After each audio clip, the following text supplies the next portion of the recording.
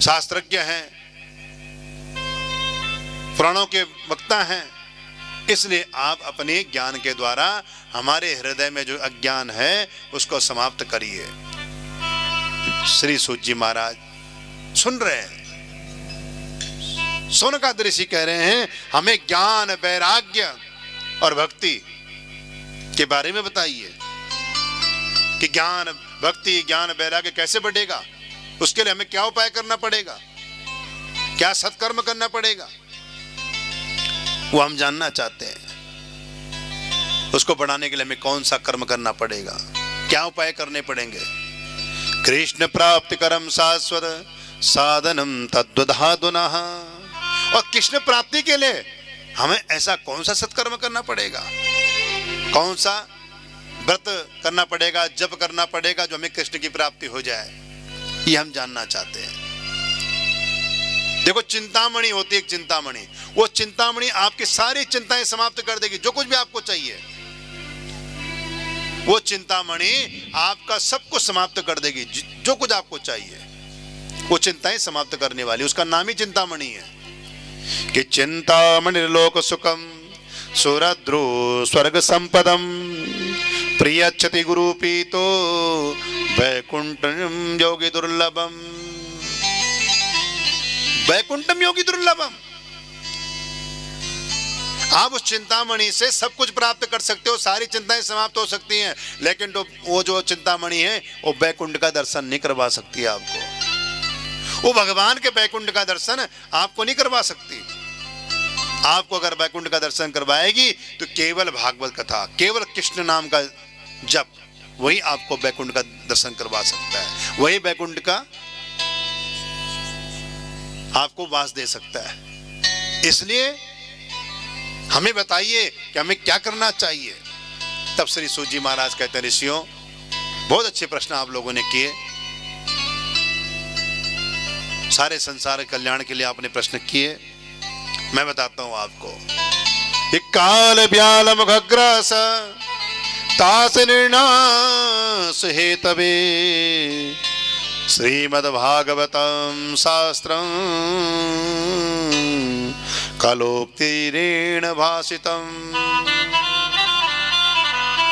ऋषियों, काल व्याल मुखग्रास तास निर्ण्यास हेतवे, जो मृत्यु का भय, जिसको मृत्यु का भय हो, जिसको मृत्यु का भय सता रहा हो कि मृत्यु हो जाए, कोई पता नहीं कब मृत्यु हो जाए, न जाने कब मौत आ जाए, उसको भय सता रहा हो रात दिन, उसको चिंता हो रखी हो क्या पता कब मृत्यु आ जाए, और वो मृत्यु के भय से अगर डर रहा हो और उससे अभय चाहता हो कि मृत्यु का भय न रहे मेरे मन में, तो उसको माधव की शरण लेनी चाहिए, कृष्ण की शरण लेनी चाहिए, उसको कृष्ण की शरण लेनी चाहिए। और कृष्ण की शरण जब वो लेगा, कृष्ण नाम का जप करेगा, तप करेगा, तो भगवान उसको अभयदान प्रदान करेंगे।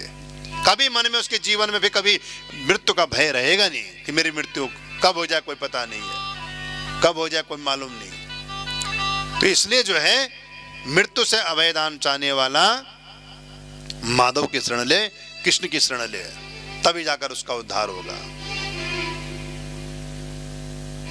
दूसरी बात, संसार की चिंता छोड़ दो ऋषियों, अपनी जो है भगवान का चिंतन करो। संसार तो धीरे धीरे खिसक रहा है, धीरे धीरे समाप्त हो रहा है, क्यों खिसक रहा है ये धीरे धीरे। इसलिए संसार की चिंता छोड़ दो और परमात्मा नाम के चिंतन करो, भगवान के नाम का चिंतन करो, उनके चरणों का चिंतन करो जितना हो सके, तभी जाकर आपका उद्धार हो सकता है। ऋषियों, ये देवताओं के लिए भी दुर्लभ ग्रंथ है, ये भागवत कथा जो है देवताओं के लिए भी जो है दुर्लभ है, जो आपको सरलता से इस पृथ्वी पर प्राप्त हो रहा है, ये देवताओं के लिए बड़ा दुर्लभ है। इसलिए ऋषियों, मैं तुम्हें कथा सुनाने जा रहा हूं, बड़े आनंद के साथ सुनना। ऋषि ने कहा हमें सुना दीजिए, हम सुनना चाहते हैं, विस्तार सुनाइए। और ये भागवत कथा जो है, ये 7 दिन की प्रथा कहां से शुरू हुई? ये केवल 7 दिन ही भागवत कथा की कथा सुननी चाहिए।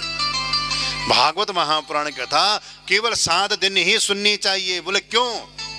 क्योंकि हम सब की मृत्यु 7 दिन में ही होनी है, 8वां कोई दिन नहीं है। किसी के लिए 8वां दिन बना हुआ अलग से तो वो बता दे। 8वां दिन नहीं है, बार कौन से होते? 7, और 7 बार में ही हर किसी की मृत्यु होनी है, 8वां कोई बार नहीं है। इसलिए भागवत कथा 7 दिन ही सुनी जाती है। इसका फल जो है 7 दिन में ही मिलता है। तो बोले 7 दिन की जो प्रक्रिया चली, ये कहां से शुरू हुई, कहां से आरंभ हुई, ये हम जानना चाहते हैं। तब श्री सूत जी महाराज कहते ऋषियों से, ऋषियों, एक बार नारद जी जो है मलिन मुख लेकर उदास मन लिए हुए बद्रीनारायण भगवान बद्रीनाथ के धाम में गए। और बद्रीनाथ धाम में जब गए, सरस्वती नदी के तट पर ब्रह्मा जी के मानस पुत्र सनत कुमार, सनक, सनंदन, सनातन, सनत कुमार 4 भाई थे। सनक, सनंदन, सनातन, सनत कुमार, ये 4 भाई थे। चारों भाई जो है यमुना जो है सरस्वती नदी के तट पर घूम रहे थे। उसी समय नारद जी का आगमन हुआ। और जब नारद जी का आगमन हुआ तो वो चारों भाई नारद जी का मुख देखकर कहने लगे, एकदा हि विशालायां चत्वारः ऋषियो मला सत्संगार्थं समायाता दद्रीशुस्तत्र नारदम।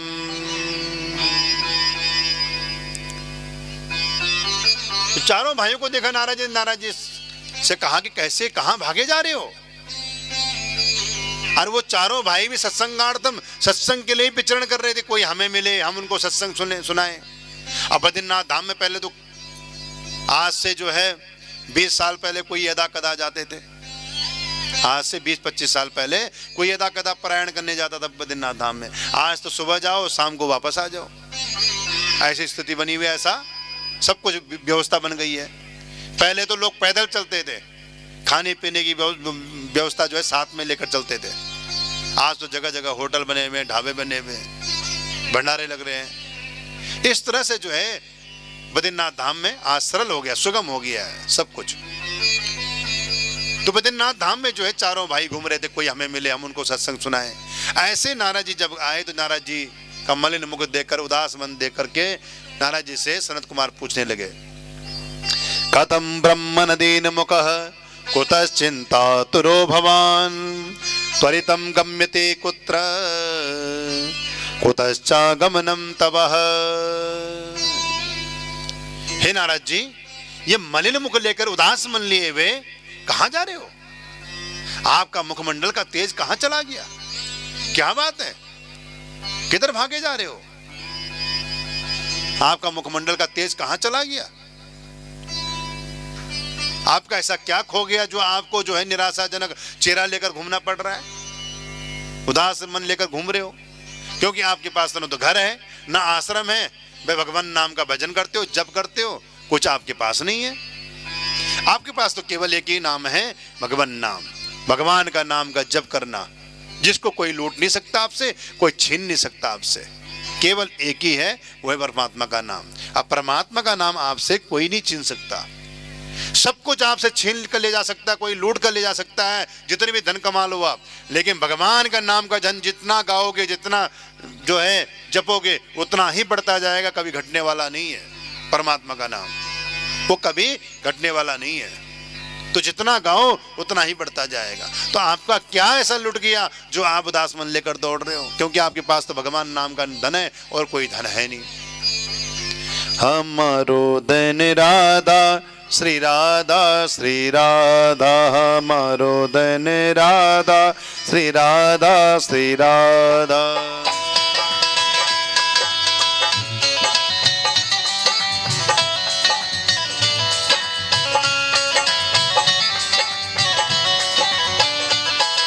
हमारो धन राधा, श्री राधा, श्री राधा, हमारो धन राधा, श्री राधा, श्री राधा, हमारो धन राधा, श्री राधा, श्री राधा, हमारो धन राधा, श्री राधा, श्री राधा, परम धन राधा, राधा, राधा, राधा, राधा, परम धन राधा, राधा, राधा, राधा, राधा, परम धन राधा, राधा, राधा, राधा, राधा परम धन्य राधा राधा राधा राधा राधा हमारो धन राधा श्री राधा श्री राधा हमारो धन राधा श्री राधा श्री राधा।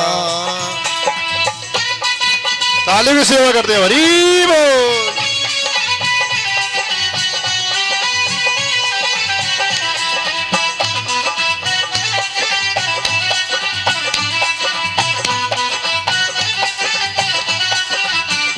हरि हरि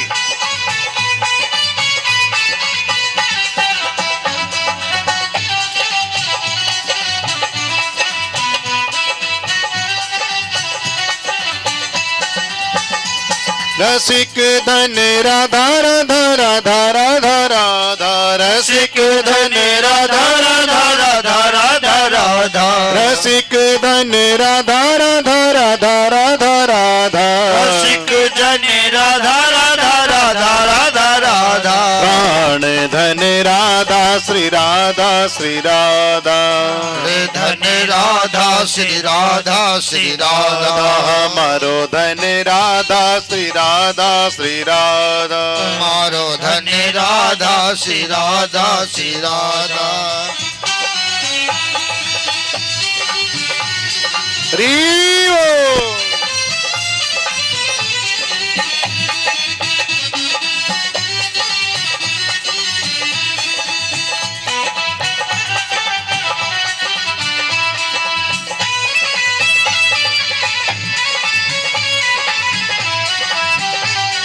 हरि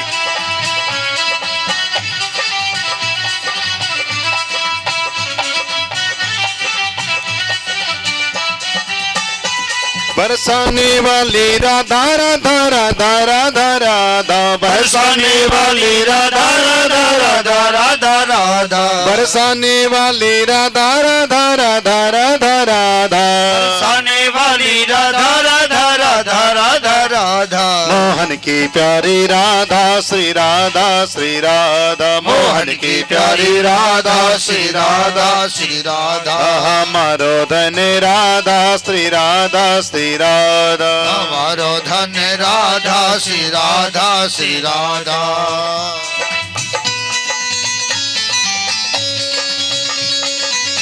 रीवो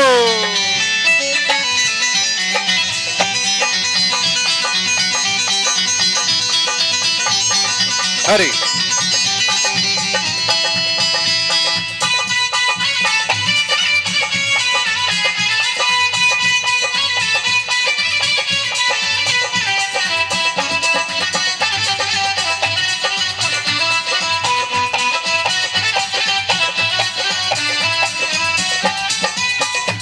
वृषभान दुलारी राधा राधा राधा राधा राधा वृषभान दुलारी राधा राधा राधा राधा राधा वृषभान दुलारी राधा राधा राधा राधा राधा वृषभान दुलारी राधा राधा राधा राधा राधा भक्तों की प्यारी राधा श्री राधा श्री राधा भक्तों की प्यारी राधा श्री राधा श्री राधा हमारो धन राधा श्री राधा श्री राधा हमारो धन राधा श्री राधा श्री राधा हमारो धन राधा राधा राधा राधा राधा हमारो धन राधा राधा राधा राधा राधा परम धन राधा श्री राधा श्री राधा परम धन राधा श्री राधा श्री राधा हमारो धन राधा श्री राधा श्री राधा हमारो धन राधा श्री राधा श्री राधा हमारो धन राधा श्री राधा श्री राधा राधा श्री राधा श्री राधा हमारो धन राधा श्री राधा श्री राधा हमारो धन राधा श्री राधा श्री राधा। बोले वृंदावन बिहारी लाल की जय। इस तरह से नारद जी से सनत कुमार कहने लगे कि आपके पास तो केवल नाम धन है भगवान का, तो ऐसा आपका क्या खो गया जो उदास मन लेकर इधर चले आए हो। तो नारद जी ने चारों भाइयों के चरणों में प्रणाम किया और कहा, प्रभु मैं इसलिए आपके दर्शन के लिए यहां पर आया हूं कि मैं सर्वश्रेष्ठ समझकर पृथ्वी को मैं पृथ्वी पर घूमने गया। अहम तो पृथ्वीं व्यातो ज्ञात्वा सर्वोत्तमामिति पुष्करम च प्रयागम च काशीम गोदावरीम तथा। मैं पृथ्वी को सर्वश्रेष्ठ मान करके पृथ्वी पर गया। मैं प्रयागराज में गया, पुष्कर में गया, काशी और गोदावरी के तट पर तक घूमने गया, तीर्थों में, लेकिन मुझे फिर भी कहीं शांति नहीं मिली। हरि क्षेत्रम कुरुक्षेत्रम श्रीरंग सेतु बंधुनम एवमादिषु तीर्थेषु भ्रममाण इतस्ततः। मैं हरि क्षेत्र हरिद्वार में गया। जब मैं इतने तीर्थों में गया लेकिन फिर भी मुझे शांति नहीं मिली। क्यों? बोले क्यों शांति नहीं मिली? ना पश्यम कुत्रचित् शर्म मन संतोष कारकम कली नाम धर्म मित्रेण धरीयम बाधिताधुना। मुझे कहीं शांति नहीं मिली क्योंकि कलयुग ने जो है सबकी बुद्धि बिगाड़ रखी है। वो कली सबका मित्र बना हुआ है। अब जितने प्राणी हैं, जितने लोग हैं, सब खाने पीने सोने में ही है। कोई सत्य बोलता ही नहीं है। अगर कोई दिन में एक बार सत्य बोल दे तो कहता है हरिश्चंद्र के बाद मेरा ही नंबर है, और दिन भर झूठ बोल रहा है तो सोचता है पड़ोसी को भी ना पता लगे। ऐसी स्थिति बनी हुई बोले पृथ्वी पर। ना पश्यम सत्यम नास्ति तपसोचम दया दानम न विद्यते उदरम बभरणो जीवा बराका कोट भाषिण। कोई सत्य नहीं बोलता, सब असत्य भाषण कर रहे हैं, असत्य बोल रहे हैं, कोई सत्य नहीं बोल रहा है। और अपने पेट भरने की शिक्षा दे रहे अपने बच्चों को कि तुम पढ़ लो, लिख लो, डिग्री ले लो और तुम डॉक्टर बन जाओ, इंजीनियर बन जाओ। उनको डिग्री दे रहे हैं, ज्ञान कुछ नहीं उनको, केवल डिग्री ले रहे हैं। अब जैसे हम किसी डॉक्टर को बोल देते हैं खाली डिग्री ले रखी, कुछ आता नहीं है। अब कल हमारा बेटा भी डॉक्टर बनेगा तो हमारे बेटे को भी कहेंगे डॉक्टर को, इसको भी कुछ नहीं आता, खाली डिग्री ले रखी बस। तो सब जो है पेट भरने की शिक्षा दे रहे हैं, उनको ज्ञान कुछ नहीं है। अपने बच्चों को कोई संस्कार नहीं दे रहा, अच्छी बातें नहीं सिखा रहा है, केवल पेट भरने की शिक्षा दे रहे। बेटा तो पढ़ ले लिख ले और विदेश में चले जा, डॉक्टर बन जा, इंजीनियर बन जा। ऐसी स्थिति हमारी बनी हुई है। बोला मैं सारी दुनिया घूमा, पाखंड नेत संतो विरक्त सपरिग्रह। पाखंडी पाखंड चारों तरफ। मैं संतों के आश्रम पर गया, संत महात्मा जो आश्रम हैं, बड़े बड़े आश्रम बने हुए, उन संत महात्माओं के आश्रम पर गया। मैंने एक बार एक आश्रम पर गया, मैंने पूछा किसका आश्रम है? बोले त्यागी जी महाराज का। जी त्यागी जी महाराज का इतना बड़ा आश्रम है, त्याग किस बात का? किस बात का त्यागी? जब इतना बड़ा आश्रम बना रखा है, वो त्यागी थोड़ी है। फिर मैं थोड़ा और आगे गया तो मैंने पूछा ये बच्चे किसके हैं? बोले ब्रह्मचारी जी महाराज के। जब ब्रह्मचारी हैं तो बच्चे किस बात के? फिर थोड़ा मैं और आगे गया तो मैंने किसी और से पूछा ये हल्ला कहां मच रहा है? बोले मौनी बाबा जी के आश्रम पर। अरे जब मौन धारण कर रखा तो ये हल्ला क्यों? किस बात का हल्ला? तो सारे जो है पाखंड भरा पड़ा है। बोला नारद जी कह रहे हैं पाखंड भरा पड़ा है। बोला कहीं भी जो है शांति नहीं है, कहीं भी सत्य नहीं है, सब झूठ का ही सहारा ले रहे हैं, सब पाखंडी होते जा रहे हैं। इस प्रकार जब मैं पूरी दुनिया घूमा, चारों तरफ घूमा, तो मैं फिर गृहस्थियों के घर पर गया। जो गृहस्थी लोग हैं जिनसे पूरा संसार चल रहा है, संत महात्मा चल रहे हैं, संत महात्माओं के आश्रम चल रहे हैं, मठ मंदिर चल रहे हैं, गुरुद्वारे चल रहे हैं। किसके? बोले गृहस्थियों के हिसाब से, गृहस्थियों के जीव धन से। मैं उन गृहस्थियों के आश्रम पर गया, उन गृहस्थियों के घर पर गया। मैंने सोचा कि चलो गृहस्थियों के घर पे चलते हैं, वहाँ कैसा माहौल है देखिए जरा। तो जब गृहस्थियों के घरों पे गए हम, तो हमने देखा कि तरुणी प्रभुता गे है, श्याल को बुद्धिदायक, कन्या विकृणो लोभात, दंपत्ति नाम च कलकनम। जब गृहस्थियों घर में गए तो आजकल जो नई नई बहुएं आ रही हैं, वो तब तक अपनी सास ससुर की सेवा कर रही हैं जब तक चाबी का छल्ला साड़ी के पल्लों में ना आ जाए। तब तक सास ससुर की जो है, उन बूढ़ों की जो है सेवा हो रही है। असत्य वचन है वो। और श्रीमान जी जो है श्रीमती जी की बस में हो रखे हैं। श्रीमान जी को जिधर श्रीमती जी लगाम खींच ले उधर ही घोड़े की तरह मुड़ जाते हैं। क्या स्थिति बनी है कि श्रीमती जी लगाम जिधर खींचेगी उधर श्रीमान जी चल पड़ते हैं। ऐसी स्थिति बनी हुई है। बोला सास ससुर की सेवा कोई नहीं करता। साथ में श्रीमती जी ये भी कह देती है, मैं ऐसी वैसी घर की नहीं हूं, पूरा खानदान छोड़कर आई हूं, तुम्हारे पास जो है पूरा खानदान छोड़कर आई हूं, और तुम इन दो बुड्ढों को नहीं छोड़ पा रहे हो। है? तुम जो है इन दो बुड्ढों को नहीं छोड़ पा रहे हो। ऐसी स्थिति बोला लोगों की बनी हुई है। कभी भी सोचकर देखें, एक कल दूसरे की बेटी मेरे घर में बहू बनकर आएगी, जैसी हमारी चाहत है कि हमारी बहू आए हमारी सेवा करे, तो कल हमारी बेटी भी जो है दूसरे के घर में जाएगी तो उसको उल्टी शिक्षा नहीं देनी। कई माँ क्या करती हैं, बेटा अगर कोई परेशानी है तो घर वापस आ जाना। यहाँ आधे घर तो ऐसे टूट रहे हैं सबके,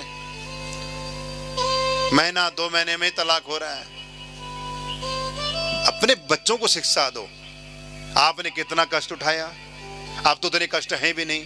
पहले के हमारे बुजुर्गों ने, जो हमारे पुराने लोग हैं, जो यहाँ माताएं बैठी पुरानी बूढ़ी बूढ़ी, उनसे पूछो आपने खेती बाड़ी कैसे की है। अब तो ट्रैक्टर हो गए, कई चीज सुविधा मिल रही है। पहले के लोगों ने हल लगा करके तप में जो है तपस्या की, वो एक तपस्या थी। तपस्या का मतलब ये नहीं होता कि खाली हम मंत्र का जाप करें तो तपस्या हो गई। वो भी तप है, जो खेत में आप तप रहे हो धूप में, वो भी एक तपस्या है। वो भी एक तपस्या है। आप खेतों की जो अनाज उगा रहे हो, उस अनाज की रखवाली के लिए, उसको बोने के लिए, उस खेत को खोदने के लिए कितना तप करना पड़ता है। एक दाना अनाज पाने के लिए, अपने पेट के लिए हमें कितना तप करना पड़ता है। तो पहले के लोग जो तप करते थे, उनका शरीर देखो बिल्कुल कर्मठ है। बाहर ऐसा उठाते हैं कि फट रख देते दूसरे गाड़ी में। और जो आजकल के बच्चे, उनसे पूछो, उठा ही नहीं सकता। पहले वाले 50-50 किलो की बोरी खट उठा के रख दे बूढ़े बूढ़े। ये हमारी बूढ़ी माताओं से पूछ लो, आजकल की नई नई बहू के सर पर रख दो 50 किलो का कट्टा, वहीं पर नीचे बैठ जाएगी, दब जाएगी, नहीं उठा पाएगी। पहले के लोगों ने अच्छा माल खाया है, शुद्ध माल खाया है। पहले खेतों में दवाई नहीं डालते थे, शुद्ध भोजन मिलता था, शुद्ध आहार विहार होता था। रहन सहन, प्रेम प्यार पहले बहुत अच्छा था। गांव में सारा कार्यक्रम ऐसे मिलजुल कर हो जाते थे। आजकल हलवाई भी ला रहे हैं तो भी कार्यक्रम ढंग से नहीं हो रहे हैं। आजकल सारा कुछ हलवाई कर रहे हैं। पहले मिलजुल कर सारी माताएं बहनें करती थी, भाई लोग करते थे, मिलजुल करके हर एक का कार्य शादी विवाह का ऐसे निपट जाता था। और आजकल हम लाखों रुपए खर्च कर रहे हैं, हलवाई भी बिठा रहे हैं, तब भी जो है भोजन पे कोई स्वाद नहीं, और ना शादी पे कोई स्वाद। पता ही नहीं चलता कब शादी हुई है। पहली बेटी जो है माँ को छोड़कर जाती, कितना आंसू बहाती थी। आजकल कोई आंसू बहाता है? समय बदलता जा रहा है। वो तो सोच रही कब इस भीड़ भड़ाके से मैं जाऊं, क्योंकि उसने उधर ऐसा सोच रखा कि मुझे अकेला लड़का मिले, ज्यादा लोगों के लिए रोटी ना बनानी पड़े, मैं और तू बस। ऐसी स्थिति बनी हुई है। पहले के लोग परिवार देखते थे कि कितने भाई हैं, कितने बहन है घर में, उस घर में लड़की को देते थे, उस घर में जो है रिश्ता करते थे। आजकल देख रहे हैं उसका एक ही लड़का है, वही ठीक रहेगा। हमारी लड़की जो है ज्यादा काम नहीं कर सकती। क्यों नहीं कर सकती? आपने किया तो आपकी लड़की क्यों नहीं कर सकती? तो हमारी स्थिति ऐसी है, हम सेवा तो कराना चाहते हैं लेकिन दूसरे की सेवा नहीं करवाना चाहते। ऐसी स्थिति हमारी बनी हुई है कि बहू मेरे घर में आ जाए तो मेरी सेवा करे, मेरी बेटी दूसरे घर में बहू बनकर जाए तो सेवा ना करे। पहले का समय देखो, आज का समय देखो। अच्छी संस्कार दो अपने बच्चों को, अच्छी शिक्षा दो कि ऐसा रहे कि जीवन अमर हो जाए और जीवन भर जो सुखी रहे, प्रेम से रहे। क्या लेकर जाना किसी ने? कुछ लेकर नहीं जाना, सब ही छूट जाएगा। जितनी भी हम मेहनत कर रहे हैं अपने लिए कर रहे हैं, और इतनी मेहनत करो कि जो है हमें पछताना भी ना पड़े। इतनी करो, जो खा जो 10 रुपए रहे हैं, लाखों रुपए कमा रहे हैं हम, जोड़ जोड़ भर लिए खजाने, फिर भी तृष्णा अड़ी रही, खाली बाहर दरी रही है। जोड़ जोड़ भर लिए खजाने, फिर भी मन में तृष्णा अड़ी रही, अब फिर भी घर के बाहर खाली दरी बिछी रही। अंत में दरी बिछी रहती है। कुछ साथ नहीं जाएगा। हम लाखों रुपए कमा रहे हैं, खा 10 रुपए रहे हैं, साथ कुछ नहीं जाएगा। उतना कमाओ जितना आपको चाहिए, जीवन चलना चाहिए, क्योंकि भरोसा नहीं जीवन का कब सांस निकल जाए। तो जो है उठा कमाया और खा तो पाए नहीं, आने वाली संतान खा रही, वो मौज कर रही है, उसने लाखों को राख में मिला दिया है, खाक में मिला दिया, क्या फायदा उसका। अधिक धन लड़ाई की जड़ होती है। आपने देखा होगा, जिस घर में जितना माल धन है ना, और जितने परिवार के हैं, वो सब झगड़ा करते हैं, बंटवारे के लिए झगड़ा करते हैं फिर। और जिसके पास कुछ नहीं, कोई झगड़ा नहीं होगा, है ही नहीं, क्या झगड़ा होगा। तो धन लड़ाई झगड़ा का जो है जड़ है। उतना होना चाहिए अपने पास जितने में अपना जीवन सुखीमय जीवन बीत जाए, सुख रहे जीवन में, बस इतना होना चाहिए बस। तो अपने बच्चों को अच्छे संस्कार दें, अच्छी शिक्षा दें। बहू भी जो है सास को अपनी माँ के समान देखे, और सास भी जो है अपनी बहू को बेटी के समान समझे, तभी आपका जीवन अच्छा ढंग से बीत सकता है। अन्यथा आप ऐसे सोचोगे ना, मैं बड़ी और मैं बड़ी, मैं पढ़ी लिखी, मैं पढ़ी लिखी, फिर तो हो गया आपका उद्धार। जीवन ऐसे रहेगा, फिर महाभारत में जिएगा, फिर दुख में जिएगा। अगर मिलजुल कर चलोगे, हाँ बेटी तू ये काम कर ले, हाँ बेटी मैं ये काम कर ले, तो जितना मेरे पे समर्थ है, क्योंकि बुढ़ापा सब पे आना है। वैसे तो आजकल बुढ़ापा आने वाला नहीं है, जो समय चल रहा है उसमें 50-60 बहुत मुश्किल से, लेकिन फिर भी अगर आप पर बुढ़ापा है तो कोशिश करनी चाहिए कि कभी हो सकता है मेरे पे बुढ़ापा आ जाए, तो कल मेरी भी बहू आएगी, मुझे भी जैसी तृष्णा जो है उससे रहेगी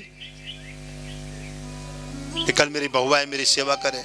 इसलिए कभी सास भी बहू थी और बहू भी कभी सास बनेगी, ये मत भूलना। और मैं तो कहता हूं सब सौभाग्यशाली रहे, सबके सौभाग्य में सास बनने का जो है समय रहे, सब सास बने, खाली बहू बनकर न जाए संसार से, सास भी जरूर बने। ये मैं ही प्रार्थना करूंगा भगवान से कि आपको सास बनने का जो है मौका मिले। तो इस तरह से अपने बच्चों को अच्छे संस्कार दो।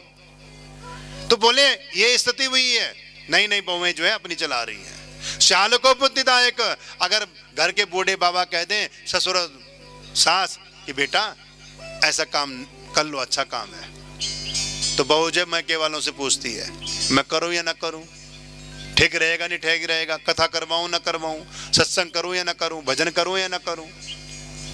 कहीं मैं के वालों ने मना कर दिया तो बहुत बढ़िया हो गया। तो ऐसी स्थिति बनी है बोला लोगों की। बोले कन्या विक्रयणो लोभात्, कन्या का क्रय और विक्रय हो रहा है। कारण मेरा बेटा इंजीनियर है, मैंने 50 लाख रुपए खर्च किए, अब तुम ही बताओ शादी में कितना खर्च करोगे, लड़की वालों से कहते हैं। तो क्रय विक्रय हो रहा है, जहां पर बोली भाषा चल रही है, मोल भाव चल रहा है, तो वो क्रय विक्रय है, वो कन्यादान नहीं हो रहा है, वो क्रय विक्रय हो रहा है। आप खरीद फरोख्त कर रहे हो, तो कन्या का कन्यादान नहीं हो रहा है, कन्या का जो है क्रय और विक्रय हो रहा है। इतने में खर्च करने पड़ेंगे, इतने हमारे बेटे ने जो पढ़ाई पे खर्च किए हैं, इस हिसाब से जीवन चल रहा है। बोला दंपत्ति नाम विकलकनम, ऐसे लोगों की बुद्धि बिगाड़ रखी है, उस कलयुग ने बुद्धि बिगाड़ रखी है। जब मैं पूरी गृहस्थों की तरफ भी घूम कर गया, घूमते घूमते मैं जब थक गया, मैंने देखा कहीं भी शांति नहीं है, तो मैं जो है तत्राश्चर्यं मया दृष्टं सूर्यतां मुनीश्वरः, कहते हैं सूर्यताम तन मुनीश्वर।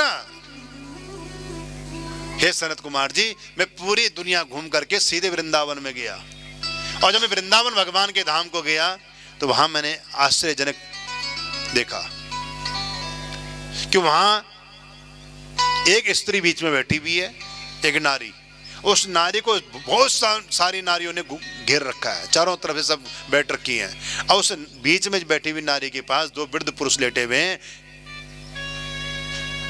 और मैंने सोचा देखो ये स्त्री का समूह है, स्त्रियों के बीच में संत का जाना ठीक नहीं होता, तो मैं वहां पर लौट पड़ा, वहां से वापस चल पड़ा। और जब मैं वापस लौटा तो बीच में बैठी हुई नारी कहने लगी, वो स्त्री कहने लगी, भो भो साधु क्षणम तिष्ठ मन चिंतामपि नाशयः दर्शनम तव लोकस्य सर्वथा गहरम परम। कहते हैं हे सनत कुमार जी, उसने आवाज लगाई, उस नारी ने कहा, भो भो साधु क्षणम तिष्ठ, हे ब्राह्मण देवता, हे भूमि के भू देवता, कहां जा रहे हो? मुख मोड़ करके इधर आओ, मेरी चिंता को जो है समाप्त करके जाओ। मैंने सुना है जो एक बार आपका दर्शन कर लेता है उसकी सारी चिंताएं समाप्त हो जाती हैं। तो तब मैं उस नारी के पास वापस गया और तब उस नारी से मैंने पूछा, हे देवी विस्तार से बताओ। वद देवी सविस्तारम सस्व दुख से कारणम। हे देवी मुझे विस्तार से बताइए, आपका दुख का कारण क्या है? आप क्या चाहते हो? क्या कष्ट है आपके मन में? क्यों पुकार रहे हो मुझे? तब उस देवी ने कहा, अहम भक्ति रीति ख्याता इमो में तनयो मतो ज्ञान वैराग्य नामानो काल योगे न जर्जरो। कहते हैं अहम भक्ति रीति ख्याता, मेरा नाम भक्ति माता है, मेरा नाम भक्ति माता है। और ये दो जो मेरे सामने दो पुरुष लेटे हुए ना, दोनों वृद्ध पुरुष, ये मेरे पुत्र हैं ज्ञान और वैराग्य। ज्ञान वैराग्य नामानो काल योगे न जर्जरो। ये काल के प्रभाव से, कलयुग के प्रभाव से दोनों वृद्ध पुरुष अवस्था को प्राप्त कर गए। और माँ जवान हो और पुत्र बूढ़े हो जाए तो माँ के मन को बड़ा कष्ट होता है। बेटे के जीवन में जो है कोई कष्ट आ जाए तो माँ को सबसे पहले दुख होता है, चाहे बेटा कितना दुष्ट क्यों ना हो, लेकिन माँ को बहुत कष्ट होता है। माँ कुमाता नहीं होती, पुत्र को पुत्र हो सकता है लेकिन माँ कुमाता नहीं होती। इसलिए वो भक्ति माता कहने लगी, ये दो पुरुष जो मेरे सामने लेटे हुए वृद्ध पुरुष, ये मेरे पुत्र हैं। उत्पन्ना द्रविणे साहम वृद्धिम कर्नाटके गता क्वचित क्वचित महाराष्ट्रे गुर्जते जीर्णताम गता। मैं उत्पन्न कहाँ हुई? मैं पैदा हुई द्रविड़ देश में, कर्नाटक में। कहीं कहीं जब मैं बड़ी हुई कर्नाटक में, थोड़ा कहीं कहीं मुझे सम्मान मिला। फिर मैं महाराष्ट्र की ओर गया। महाराष्ट्र की ओर जब मैं गई तो वहाँ कहीं कहीं मेरा सम्मान भी हुआ, अपमान भी हुआ। लेकिन जब मैं गुजरात अन्य देश राज्यों में गई तो वहाँ मेरा सम्मान नहीं हुआ, अपमान ही अपमान हुआ। लेकिन जब मैं वहाँ से घूमते घूमते वृंदावन में आई, वृंदावनम पुनः प्राप्य नवीनेन स्वरूपिणी। जब मैं वृंदावन में आई, ये भगवान की भूमि पर, तो मैं नवयुवती बन गई। मैं जो है जवान हो गई, लेकिन मेरे बेटे जो ज्ञान और वैराग्य थे दोनों वृद्ध अवस्था को प्राप्त कर गए, दोनों बुढ़े हो गए। अब क्या करूं? अगर इसी प्रकार मुझे कष्ट रहा तो इदम स्थानम परित्यज्यम विदेशो गम्यते मया।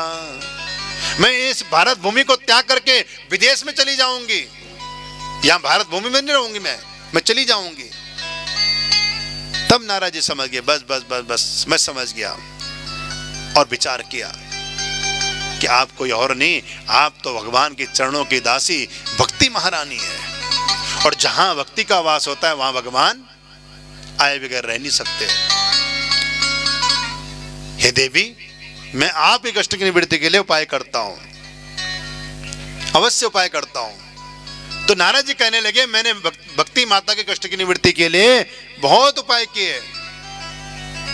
भक्ति माता जो है नारद जी की स्तुति करने लगी।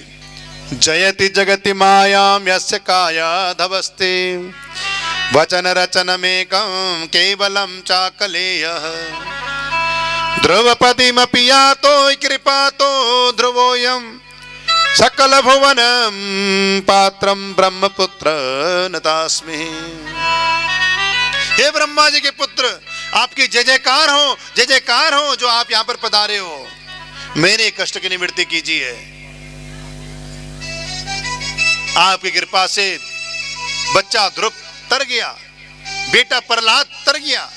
तो आइए मेरे भी जो है मन के कष्टों को जो है समाप्त करिए, मेरे मन के कष्टों को भी जो है दूर करिए। इस प्रकार जो है भक्ति माता कहने लगी जय जयकार करके। श्री कृष्ण चरणाम भोज स्मरम दुख गमिष्यति। कहते हैं कि नारद जी कहने लगे आप तो साक्षात कृष्ण चरणों में आपका वास है और आज आपको खुद ही दुखी होना पड़ रहा है। मैं आपके कष्ट की निवृत्ति करता हूं। वेद वेदांत घोषश्च गीता पाठ मोह मोह। वेद का पाठ किया, वेदांत का पाठ किया नारद जी ने, लेकिन जब तक पाठ करते तब तक तो जो है भक्ति माता के कष्ट की निवृत्ति हो जाती, तब तक ज्ञान और वैराग्य दोनों जवान हो जाते। लेकिन जैसे फिर पाठ बंद करते फिर दोनों वृद्ध पुरुष बन जाते। अब नारद जी ने सोचा ऐसा क्या करूं कि इनकी वृद्धावस्था समाप्त हो जाए। जब तक पाठ कर रहा हूं तब तक जवान हो रहे हैं और जैसे पाठ समाप्त कर रहा हूं फिर वही ये दोनों बुढ़े हो रहे हैं। तब आकाशवाणी हुई, व्योम वाणी तदेवोन्मान ऋषि खिद्यतामिति उद्यम सफलस्ते भविष्यति न संशयः। तब जो है आकाशवाणी हुई, हे नारद जी, अगर भक्ति माता के कष्ट की निवृत्ति चाहते हो तो सत्कर्म करो, उद्यम करो। सत्कर्म सोचको नूनम, सत्कर्म करो। ज्ञान यज्ञ स्मृतो बुधे। हे नारद जी, कोई उद्यम करो, कोई सत्कर्म करो। अब वही सत्कर्म जानने के लिए मैं आपके पास आया हूं। सनत कुमार जी, आप बताइए वो सत्कर्म क्या है। तब सनत कुमार कहने लगे वो सत्कर्म और कोई नहीं है, वो सत्कर्म है भागवत कथा। सत्कर्म सोचको नूनम ज्ञान यज्ञ स्मृतो बुधे श्रीमद् भागवतालाप सतु गीता सुखादेवी। सुखदेव जी के मुखारविंद से गाई हुई श्रीमद् भागवत महापुराण ही वो सत्कर्म है। नारद जी, वो अन्य कोई सत्कर्म नहीं है, केवल श्रीमद् भागवत महापुराण की कथा ही सत्कर्म है। भक्ति माता के कष्ट की निवृत्ति के लिए श्रीमद् भागवत महापुराण का आयोजन करो, तभी जो है ज्ञान और वैराग्य का बुढ़ापा दूर हो सकेगा और भक्ति माता के कष्ट की निवृत्ति हो पाएगी।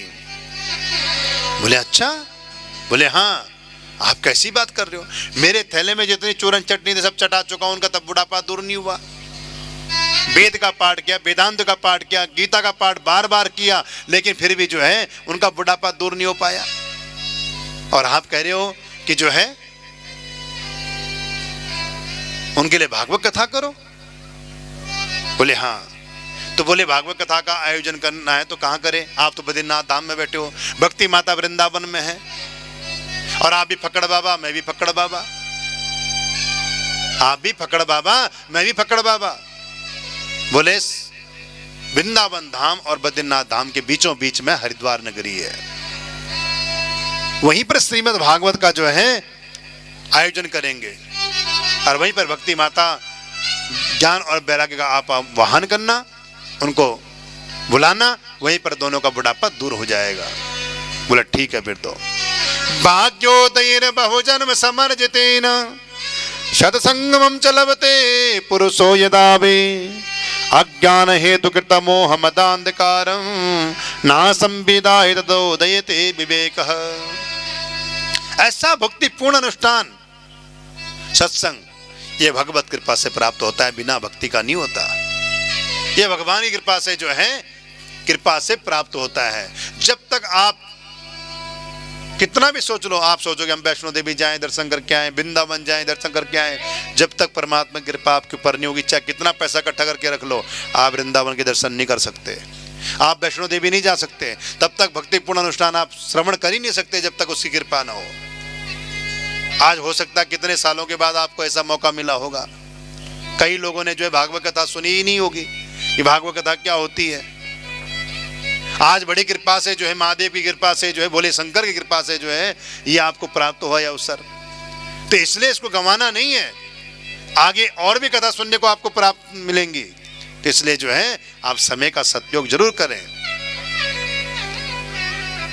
बिनु सत्संग विवेक न होई, बिन सत्संग विवेक न होई, राम कृपा बिनु सुलभ न सोई, राम कृपा बिनु सुलभ न सोई।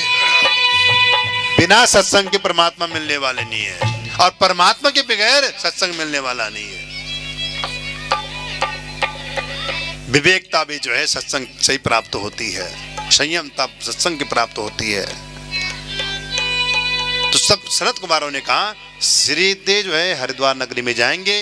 गंगा के तट पर आनंदवन नाम का क्षेत्र है, और वहीं पर एक विशाल बट वृक्ष है। उस बट वृक्ष की छाया में बैठ करके जो है रेते की बालू की जो है गादी बनाई जाएगी। उस गादी में बैठकर हम कथा सुनाएंगे, और आप भक्ति माता और ज्ञान वैराग्य का आह्वान करो, वहीं पर बुलाओ। तो सीधे बद्रीनाथ धाम से नारद जी भी और सनत कुमार सीधे हरिद्वार आए, और हरिद्वार में आकर के जो है यम गंगा जी के तट पर विशाल बट वृक्ष के नीचे बैठकर जो ये रेती की बालू की जो है गादी बनाई, उसमें बैठकर जो है सनत कुमार कथा सुनाने लगे। किसदा सेव्या श्रीमद् भागवती कथा, यस्या श्रवण मात्रेण हरिश्चित्तम समाश्रये। श्रीमद् भागवत कथा को जो है ज्यादा से ज्यादा सुनना चाहिए, जितना हो सके। अब जब ऋषि मुनियों को पता लगा कि वहां पर जो है कथा हो रही है, तो एक से एक बढ़कर भृगु, वशिष्ठ, च्यवन, अंगिरा, अत्रि, देवल, बड़े बड़े ऋषि वहां पहुंच के कथा सुनने के लिए भीड़ लग गई पूरी। नारद जी ने 3 आसन बिछाए, 1 2 3, एक भक्ति माता के लिए, एक ज्ञान के लिए, एक वैराग्य के लिए। अब तीनों के लिए हाथ जोड़ के आह्वान किया, हे भक्ति माता, आप ही कष्ट की निवृत्ति के लिए जो श्रीमद् भागवत जी का आयोजन कर रहे हैं, आप आइए अपने पुत्रों के साथ में आसन ग्रहण करिए। अवश्य आपके मन की कष्ट की निवृत्ति होगी और ज्ञान और वैराग्य का बुढ़ापा दूर होगा। इस तरह से जो है सूत जी कहते हैं कि सनत कुमार कह रहे हैं कि चंडाल वच्च खरवदन बतने तेन नीतम मिथ्या सुजन्म जननी जनि दुख भाजा।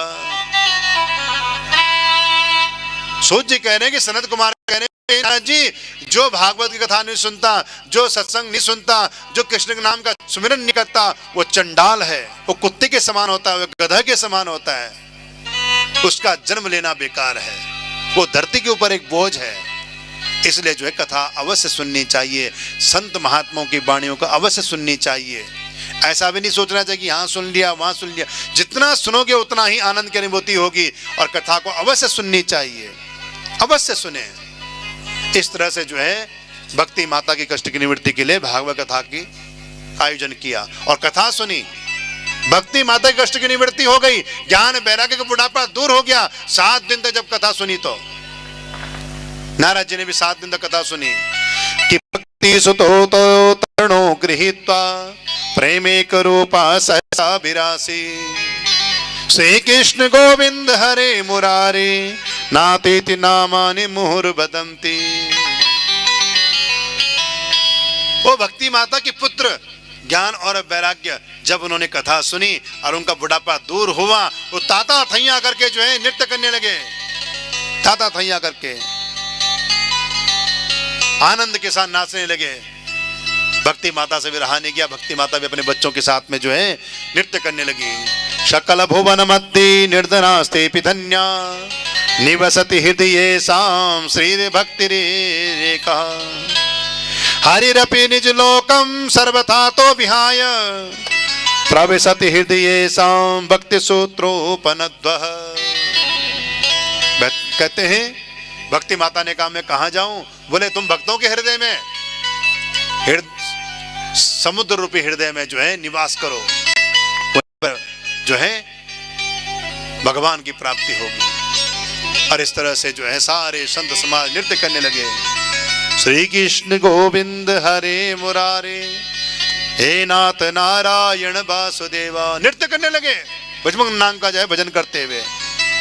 जब इस तरह से जो है ज्ञान और वैराग्य का बुढ़ापा दूर हो गया, भक्ति माता के कष्ट की निवृत्ति होगी भागवत कथा सुन करके, तो नारद जी कहने लगे ये मुझे बताइए कि केवल भक्तों के ही जो है भगवान की भक्ति, तो भक्तों की बात बताइए आपने कि भक्तों ने जो है भगवान की कथा सुनी, मुक्ति को प्राप्त कर गए, दुखों का नाश हो गया। तो क्या कोई पापी भी जो है इस कथा को श्रवण करके मुक्ति को प्राप्त कर सकता है? तब सनत कुमार कहने लगे ये मानवा पाप कृतस्तु सर्वदा सदा दुराचार रता विमार्गा क्रोधाग्नि दग्धा कुटलास्य कामिना सप्ताह यज्ञेन कलो पुनन्ति ते। हे नारद जी, तुम भक्त की बात करते हो, पापी की बात करते हो? जो जीवन भर पाप कर्म करता रहा और पाप कर्म करने के बाद जो मृत्यु को प्राप्त कर गया और मरने के बाद जो भूत प्रेत की योनि में चला गया, उसके निमित्त भी हम श्रीमद् भागवत महापुराण की कथा का आयोजन करें, सत्संग का आयोजन करें, ये भागवत कथा उसके निमित्त हम सुने, तो हम तो तरेंगे। जो हमारे पितृ हैं वो भी जो है भूत प्रेत की योनि से मुक्त हो जाते हैं, उनको मोक्ष मिल जाता है। उनके निमित्त हमें कथा का श्रवण करना पड़ेगा, कथा का आयोजन करना पड़ेगा, तो हमारे पितरों को भी जो है मुक्ति मिल जाती है, भूत प्रेत की योनि से जो है मुक्त हो जाते हैं, मोक्ष मिल जाता है उनको। बोले अच्छा? बोले हाँ नारद जी, मैं तुम्हें एक कथा सुनाता हूँ कि तुंगभद्रा तटे पूर्वं भूतपत्तनम उत्तमम यत्र वर्णा स्वधर्मेण सत्य सत्कर्म तत्परा। हे नारद जी, एक तुंगभद्रा नाम की नदी है, उस नदी के तट पर उत्तम नगर नाम का नगर था, उत्तम नगर। उस नगर में जो है चारों प्रकार के लोग रहते, चारों वर्णों के लोग, ब्राह्मण, क्षत्रिय, वैश्य, शूद्र, सारे निवास करते थे उसमें। उसी नगर में एक आत्मदेव नाम का ब्राह्मण रहता था। उसकी पत्नी का नाम था धुंधली देवी। पत्नी का नाम था धुंधली देवी। जतो नाम ततो गुण, जैसा नाम वैसा गुण। अब ऐसे नहीं कि नाम तो रखा शांति देवी और घर में फैला रखा शांति है। नाम क्या रखा है? शांति देवी, और घर में फैला रखा शांति। क्या फायदा हुआ आपका नाम शांति देवी रखने का जब घर में शांति फैला रखी? तो कम से कम अपने नाम की तरफ तो देखनी चाहिए, हैं? नजर भेजनी चाहिए कि मैं किस नाम से हूं। लोग कहेंगे नाम शांति देवी रखा है और घर में अशांति फैला रखी है। तो जैसे धुंधली का नाम था वैसे धुंधली थी भी। पड़ोसियों से झगड़ना लड़ना उसका काम था। पति बाहर चले गए, पति को पता ही नहीं कब पड़ोसन से लड़ गई। अब पति घर आते तो पूजा की थाली लेकर उनका स्वागत करती। पति सोचते कितनी सुंदर है मेरी पत्नी। पति को तो पता ही नहीं वो कितने को साल लड़ गई तब तक, जब तक मैं बाहर गया था घूमने। ऐसे धुंधली का काम था। लेकिन आत्मदेव जी, निर्मल मन जन सो मोहि पावा, मोहि कपट छल छिद्र न भावा। भगवान कहते मुझे निर्मल मन वाला चाहिए, मुझे छल कपट वाला नहीं चाहिए, दिखावा की भक्ति नहीं चाहिए, मुझे सच्ची निष्ठा वाली भक्ति चाहिए, मुझे दिखावा नहीं चाहिए। आत्मदेव जी जैसे आत्मदेव नाम था वैसे थे। आत्मदेव पुरे तस्मिन् सर्ववेद विशारदा। आत्मदेव जी जैसे थे वैसे हैं भी, जैसे उनका नाम था। आत्मदेव के घर में संतान नहीं थी, कोई संतान, न लड़की न लड़का। आत्मदेव के घर में गैया हैं, उसकी सेवा बहुत सालों से कर रहे थे, लेकिन वो ब्याह ही नहीं कभी, कोई बछड़ा बछड़ी नहीं दिया उसने। आत्मदेव जी जो है तुलसी मैया का पौधा लगा, उसकी सेवा कर रहे हैं, लेकिन कोई संतान नहीं थी। तुलसी मैया का पौधा भी सूख जाता था, वो कभी हरा भरा नहीं हुआ। अब आत्मदेव जी सोचने लगे कि मैं तुलसी मैया का भी सेवा कर रहा हूँ, उसकी भी जो है वो हरी भरी नहीं हो रही है, सूख जाती है। गैया मैया की भी खूब सेवा कर रहा हूँ, वो कभी बछड़ा बछड़ी कुछ नहीं दिया, क्या करूं अब? तो अड़ोसी पड़ोसी आने लगे। अड़ोसी पड़ोसी कहने लगे, क्योंकि पड़ोस में जो है सौभाग्य से मिलता है। वो लोग सौभाग्यशाली हैं जिनको अच्छा पड़ोस मिल जाए, नहीं तो पड़ोस अच्छा नहीं मिलता कई बार। तो पड़ोसी अच्छा हो तो सब कुछ अच्छा है। माँ बाप चाहे कितने दूर हों और पड़ोस में अच्छा परिवार है तो सब कुछ आपके लिए वही है। फिर माँ बाप की याद नहीं आएगी आपको, तो पड़ोसी अच्छा होना चाहिए। अब तो पड़ोसियों का आना जाना शुरू हो गया। ओहो, आपके यहाँ संतान नहीं, इसलिए जो है गाय मैया का जो है ब्याह ही नहीं है। तुलसी मैया जो है हरी भरी नहीं हो रही है, क्योंकि आपके पितृ जो है आपसे प्रसन्न नहीं है। आपकी पूजा से देवता खुश नहीं हो रहे, प्रसन्न नहीं हो रहे हैं, क्योंकि आपके यहाँ संतान नहीं है। जब तक संतान नहीं होगी तब तक जो है आपकी कोई कामना पूर्ण होने वाली नहीं है। अब तो आत्मदेव जी रुष्ट हो गए, क्या करें, दुखी हुए। दुखी मन लेकर जंगल को चले गए, वन में जाकर बैठ गए तालाब के तट पर कि जब तक मुझे संतान नहीं मिलेगी मैं वापस नहीं जाऊंगा, चाहे कुछ हो जाए। वहां बैठे थे, इतने में एक संत महात्मा वहीं से गुजर रहे थे। कथम रोदसी विप्रत्वम काते चिंता बलीयसी वदत्तम सत्वरम मह्यम स्वस्व दुःखस्य कारणम। हे ब्राह्मण देवता, क्यों परेशान हो? आपकी मस्तक की लेखाएं बता रही हैं कि आप बड़े विद्वान हैं, पढ़े लिखे हो, शास्त्रज्ञ हो, लेकिन फिर भी उदास बैठे क्यों? तो ब्राह्मण कहने लगा, क्या बताऊं महाराज, मेरे घर में कोई संतान नहीं ना, इसलिए जो है बहुत मन दुखी रहता है। संतान नहीं है तो जीवन भी बेकार है। बोले क्या करोगे संतान लेकर के? सन्यासी बन जाओ। बोले सन्यास लेना भी तभी फायदा है जब संतान हो घर में। उस सन्यास का भी क्या करना, उस कुल खानदान का भी क्या करना है जब संतान ही ना हो? उस जीवन का क्या करना जिसने जो है बच्चों का मुंह ना देखा हो? आत्मदेव की बात सुन करके जो है संत कहने लगा, मुंचा ज्ञानम प्रजारोपम बलिष्ठा कर्मणो गति विवेकम तो समासाद्य त्यज संसार वासना। हे ब्राह्मण देवता, ये तुम्हारे मन में जो अज्ञानता चल रही है, बच्चे की संतान होनी चाहिए जीवन में, ये अज्ञानता है। ये कोई ज्ञान नहीं है, अच्छी बात नहीं है। अरे संतान नहीं तो कोई बात नहीं है, अच्छी बात है, नहीं है। संतान हो जाए तो अच्छी बात है, संतान होकर मर जाए तो बहुत अच्छी बात है, और न हो तो और भी अच्छी बात है। क्या करोगे संतान लेकर? कल अच्छा पुत्र निकले तो बहुत अच्छी बात है, और अच्छा पुत्र नहीं निकला, कोई पुत्र निकल गया तो जीवन भर रुलाएगा तुम्हें। क्या करोगे तुम संतान का? क्या करोगे पुत्र का? भगवान को पुत्र बना लो जो मरने से पहले था, जन्म लेने से पहले था, और मरने के बाद भी साथ रहेगा। उस परमात्मा को अपना पुत्र बना लो, उससे बढ़कर कुछ नहीं है। शृणु विप्रमयातेद्य प्रारब्धम तो विलोकितम सप्त जन्मावधि तव पुत्रो नैव च नैव च। हे ब्राह्मण देवता, आपकी मस्तिष्क की रेखा बता रही हैं, आपके प्रारब्ध में पुत्र सुख नहीं है, संतान का सुख नहीं है। आपके प्रारब्ध में संतान सुख नहीं है।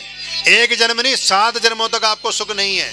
कहने का तात्पर्य यह नहीं है कि संतान नहीं होगी, संतान हो भी गई तो उसके बाद भी आपको 7 जन्म तक उस संतान का सुख नहीं मिलेगा। नो चेस्य जाम्यहम प्राणा स्वदग्ने शोक मूर्छितः। जब आत्मदेव ने सारी बात सुनी ना संत की, तो मूर्छा होने लगा, सर पटकने लगा। जब तक मुझे संतान नहीं मिलेगी तब तक मैं वापस नहीं जाऊंगा। और जब सर पटकने लगा तो महात्मा को दया आ गई, ये सर पटक पटक के मर जाएगा, मुझे ब्रह्महत्या लगेगी। इसलिए ब्रह्म संत ने एक फल लिया हाथ में, और फल आत्मदेव के हाथ में रख दिया। लो, ये फल अपनी पत्नी को खिला देना, अवश्य तुम्हारे एक सुंदर बालक का जन्म होगा। सारे नियम कानून बता दिए, कैसे कानून, कैसे फल खाना है, कैसे जो है इस फल को खा करके जो है तुम्हारी पत्नी गर्भवती होगी। आत्मदेव जी ने प्रसन्न होकर प्रणाम किया कि संत बड़े सरल होते हैं, दयालु होते हैं, करुणावान होते हैं। फल लेकर बड़ा प्रसन्न हुआ, फल लेकर दौड़े दौड़े घर गया, अपनी पत्नी धुंधली देवी से कहा, लो देवी, ये संत का दिया फल है, अगर तुम इसको खा जाओगी अवश्य तुम जो है गर्भवती हो जाओगी। बोले अच्छा, फल खाने से भी कोई संतान होती? सब बकवास, सब झूठ। आत्मदेव जो है फल देकर पत्नी के हाथ में चले गए, अड़ोस पड़ोस में बोलने लगे, अब समय आएगा मेरे घर में भी किलकारियां गूंजेंगी, अवश्य मेरी परमात्मा सुनेंगे। अड़ोस पड़ोस जाकर कहने लगे। उधर धुंधली देवी हाथ में लेकर फल सोचने लगी। पड़ोसन आई, क्या बात है बहन, क्या सोच रही हो? बोले सोच रही मेरा दिया ये फल मेरे पति लेकर आए किसी संत का, और फल खाने से क्या बोला संतान होती है? क्या फल खाने संतान होती है? सब बकवास, सब झूठ। पड़ोसन ने कहा, देखो अगर संत का दिया फल है तो कभी झूठा नहीं हो सकता, अवश्य फलदायी होगा। और इस तरह से पड़ोसन समझा रही थी, पड़ोसन वापस चली गई। फिर छोटी बहन आई, छोटी बहन गर्भवती थी उसकी, धुंधली की। बोला दीदी क्या बात है, क्या सोच रही हो? बोले तुम्हारे जीजा जी फल लाए संतों का दिया हुआ, क्या संत का फल से जो है गर्भवती हो सकता है, संतान हो सकती है? सब बकवास, सब झूठ। बोले अच्छा। छोटी बहन बहुत चालाक थी, उसने सोचा जहां खाने के लिए कुछ नहीं है वहां लाइन लगी पड़ी है, और जहां खाने के लिए सब कुछ वहां खाने वाला है कोई नहीं है, अच्छा मौका है। बहन से बोला दीदी ऐसी है, मेरे घर संतान होने वाली है, मैं अपना पुत्र तुम्हें दे दूंगा, उसको ले लेना। बोला वो तो ठीक है, लेकिन इस फल का क्या करूं? तुम्हारे जीजा जी फल लाए। बोले तुम्हारे घर में गाय है, वो बांझ है, उस गाय को फल को खिला दो। अगर फल का जो है, अगर सच्चा संत का दिया फल होगा, अवश्य जो है गाय भी गर्भवती हो जाएगी, परीक्षा हो जाएगी संत के फल की, और तुम्हें भी कोई कष्ट नहीं उठाना पड़ेगा। और इस तरह से जो है धुंधली देवी बड़ी प्रसन्न हो गई। कालांतर में बहन का जो है बालक हुआ, छुपा करके जो है बहन को दे दिया धुंधली देवी को। तात्वदेव बड़े प्रसन्न हुए कि मेरे यहाँ जो है संतान हुई है, पुत्र प्रत्न की प्राप्ति हुई है। खूब पुत्र जन्म उत्सव मनाया गया। उसके बाद ठीक 3 महीने के बाद आत्मदेव के यहाँ उस गाय ने भी एक बालक को जन्म दिया। सर्वांगम सुंदरम दिव्यम निर्मलम कनक प्रभम, सुंदर बालक को जन्म दिया, लेकिन उस बालक के कान गौ के कान के जैसे थे। उस बालक के कान गौ के कान के जैसे थे। 10 मिनट बैठ जाओ, 10 मिनट के बाद आरती करेंगे, 10 मिनट केवल, क्योंकि आज लेट हुई ना कथा शुरू। कल से जो है 1 बजे कथा होगी, 1 से 4 बजे। और ज्यादा लेट करोगे तो 5 बजे, 5 बजे आप बिल्कुल आरती उड़ती करके छोड़ देंगे। तो 10 मिनट बैठ जाओ, 10 मिनट कथा है, महात्मा की कथा, विश्राम हो जाएगी। फिर उसके बाद कल जो है भागवत कथा सुनाएंगे आपको। तो इस तरह से जो है 3 महीने के बाद उस गौ माता ने भी एक बालक को जन्म दिया, सुंदर बालक को, और उसके कान गौ के कान के जैसे थे। फिर आत्मदेव बड़े प्रसन्न हुए कि देखो एक पुत्र तो परमात्मा ने दिया था, गौ ने भी जो एक पुत्र को जन्म दिया है। धीरे धीरे वो बालक बढ़ने लगे। नामकरण करने की बारी आई। आत्मदेव ने सोचा मैं अपने पुत्र का नाम परमात्मा देव रखूंगा। तो श्रीमती बोली अच्छा, कष्ट मैंने उठाया 9 महीने, और नाम तुम अपने नाम से मिलता जुलता रखोगे? नहीं, मेरा नाम धुंधली देवी, तो मेरे पुत्र का नाम धुंधकारी। ठीक है देवी, जैसे तुम्हारी इच्छा। गौ माता का जो बालक था उसका नाम आत्मदेव ने गौकर्ण रख दिया, क्योंकि उसके कान गौ के कान के जैसे थे, इसलिए उसका नाम गौकर्ण रख दिया। अब दोनों बालक धीरे धीरे बड़े होने लगे। एक कुख्यात हुआ, एक विख्यात हुआ कि गौकर्ण पंडितो ज्ञानी धुंधकारी महाकल। धुंधकारी महादुष्ट निकला और गौकर्ण जी पंडित ज्ञानी बने। धीरे धीरे समय व्यतीत होता गया। एक दिन जो है धुंधकारी जुआ खेलने लगा धीरे धीरे, और जुआ खेलने में जो है अपना घर का जो जितनी संपत्ति थी सब लुटा दिया, सब हार गया। पिताजी को मारने लगा, पिताजी मुझे धन चाहिए, लाओ। पिताजी ने कहा बेटा जितना धन था वो तू ले गया, मेरे पास कुछ नहीं है। पिताजी को मारने लगा। पिताजी जाकर एक कोने में जाकर बैठ गए। गौकर्ण जी आए। गौकर्ण जी ने पूछा क्या बात है पिताजी, क्यों उदास बैठे हो? बोले क्या बताऊं बेटा, क्वतिष्ठामि को गच्छामि को मे दुःखं विपोहये प्रणश्य त्यजामि दुःखेन हा कष्टं मम संस्थितम्। बेटा इस पुत्र से तो बिना पुत्र का ही मैं अच्छा था, इसने मेरा जीना हराम कर दिया। बोले पिताजी कौन किसका पुत्र? ये भाग्य की बात होती है। आत्मदेव कहने लगा जो बात तुम कह रहे हो ना, यही बात एक संत ने मुझे समझाई थी, लेकिन तब मेरी मति मारी गई थी, मैं उनकी बातों को नहीं समझा। आज पता लगा कि वास्तव में जो है, वास्तव में बिना पुत्र का ही ठीक था मैं। आज बहुत कष्ट उठाना पड़ रहा मुझे। गौकर्ण जी कहते हैं पिताजी किसको सुख मिला संसार में? न चेन्द्रस्य न सुखम किंची न सुखम चक्रवर्तिनः सुखम अस्ति विरक्तस्य मुनिरेकांत जीवनः। पिताजी संसार में किसी को सुख नहीं है, न इंद्र को सुख है न राजा को सुख है। अगर सुख है विरक्ति में है, भगवान के नाम में जपने में, एकांत में बैठने में, जंगल में जाकर जो है भक्ति करने से सुख प्राप्त होता है। इसलिए अपने देह के प्रति मोह ममता को त्यागो, परिवार के प्रति के ममता को त्यागो। देहस्तिमांसुरुदरे विमतिं त्यजत्वं जाया सुता विमुञ्चदा दिशु सदा ममतां विमुञ्चः पश्यानिशं जगदिदं क्षणभङ्गनिष्ठं वैराग्यरागरसिको भवक्तिनिष्ठः। अपने शरीर के प्रति जो ममता है उसको त्याग करो और सीधे वन में जाकर भगवान की भक्ति करो, क्योंकि शरीर का धर्म है। इसको फेंक देंगे तो चील कौवे खा जाएंगे, जल में डाल देंगे तो सड़ जाएगा, और इसको अग्नि में रख दोगे तो अग्नि में जल जाएगा। ये 3 गति शरीर की होती हैं। आत्मा कभी नहीं मरती, आत्मा न कटती है न आत्मा मरती है। आत्मा छोटे के अंदर उतनी है, बड़े बूढ़ों के अंदर उतनी है। शरीर का धर्म जो है बदलना होता है, मोटा होना, पतला होना, लंबा होना, छोटा होना, ये शरीर का धर्म है और किसी का नहीं है। इसलिए छित जल पावक गगन समीरा, पंच रचित अति अधम शरीरा। ये 5 तत्वों से बना हुआ शरीर एक दिन समाप्त हो जाता है।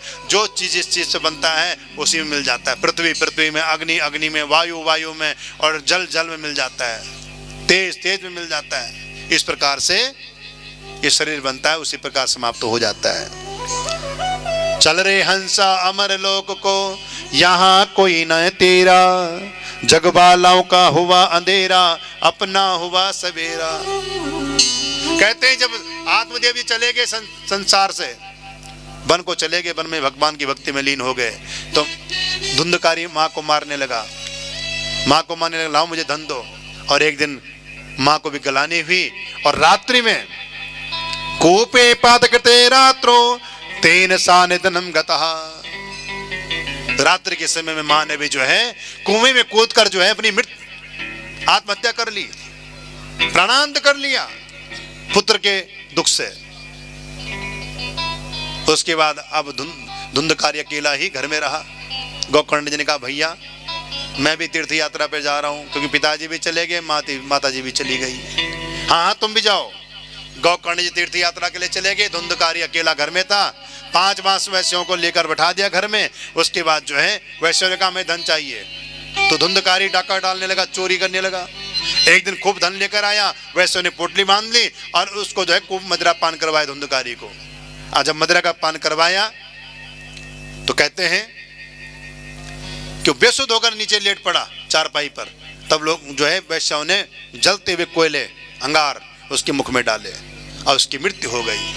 मृत्यु हो गई तो भूत प्रेत क्यों नहीं में चला गया? क्योंकि जीवन में पाप कर्म किए, पाप कर्मों के द्वारा जो है भूत प्रेत क्यों नहीं में चला गया। और उसके बाद गोकर्ण जी तीर्थ यात्रा करके कुछ दिन बाद अपने घर में वापस आए, और वापस आकर के सारे नगर के वासी सो रहे थे। रात्रि का समय था। गोकर्ण जी अपने पिताजी आत्मदेव के घर में बैठ गए। सुनसान घर था। ध्यान में बैठे तो देखा कभी कोई छाया आ रही है, कभी कोई छाया आ रही है, कभी गधे के ऊपर, कभी भैंसे के ऊपर। आत्मदेव ने जो है गोकर्ण जी ने हाथ में जल लिया और जल लेकर जो है मंत्रित किया। उस जल को जो छाया पर फेंका, फिर मंत्र मार करके, तो उसमें बोलने की शक्ति आई। तब गोकर्ण जी ने कहा बताओ तुम्हारा परिचय, तुम कौन हो और क्यों इस छाया के रूप में आ रहे हो? तो छाया कहने लगी कि अहम भ्राता तुदीयोस्मि धुंधकारिति नामत, स्वकीयेनेव दोषेण ब्रह्म तुम नासितम मया।